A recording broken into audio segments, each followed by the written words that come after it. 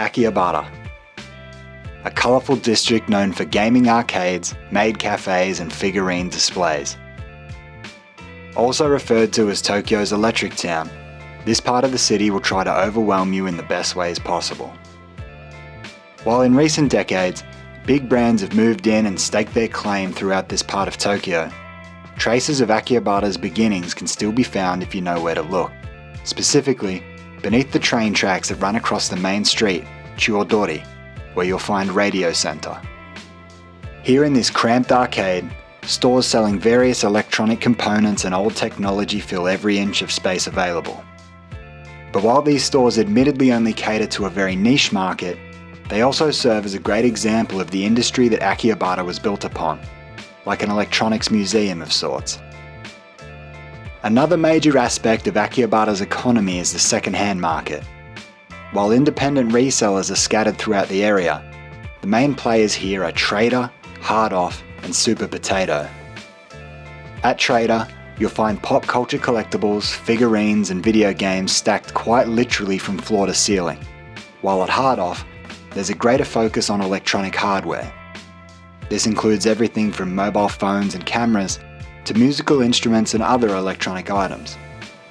They also have a junk section, where you can find all kinds of items that are generally damaged or broken, including ancient video game peripherals, VCR players, and even the Japanese release of the soundtrack from one of the worst Star Wars movies ever made. Moving on to Super Potato, here you'll find one of the most impressive selections of second-hand video games in Japan, dating all the way back to the original Nintendo Famicom system, amongst others. Do be aware though, it is common for people to enter with no intention of buying anything and then leave financially ruined.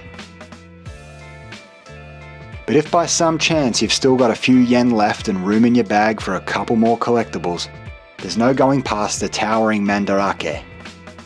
Spread out across 8 floors, here you'll find manga and anime, collectibles from your favourite television series, that snapping turtle you've always wanted, and whatever these things are.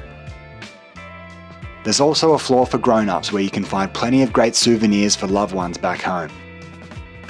Of course, after a few hours of buying stuff you almost definitely don't need, you're going to get hungry. The food in Akihabara isn't fancy, but it's fast and it tastes good.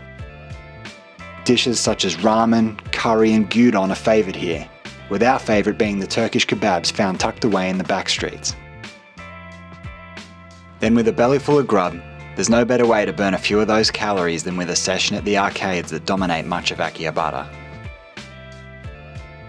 Typically housed in multi-storey buildings, these arcades offer everything from coin-inhaling claw machines and immersive sim races to modern arcade cabinets and rhythm-based games. If you're lucky, you might even come across one with an in-house taiyaki stand if you've still got room for dessert. After setting a few high scores and likely winning nothing in the crane games, there may or may not be a few 100 yen coins still rolling around in your pockets. If so, there's no better way to burn through loose change than Gachapon. Scattered throughout Akihabara, there's not much work to find a few stray machines, but if you're looking for the mother lode, then Akihabara Gachapon Hall is where you'll find it. Packed floor to ceiling with hundreds of machines, here you'll find miniaturized versions of everything from noodles and anime characters to ugly strawberries and samurai dogs. But whether you're a collector, a gamer, or simply interested in a part of Tokyo that holds a special place in the heart of the city's identity, Akihabara has got something worth seeing. Japan, particularly throughout the 80s and 90s, made a name for itself around the world through its production of electronics, and this corner of the capital is where people came to buy, sell, and repair their own hardware.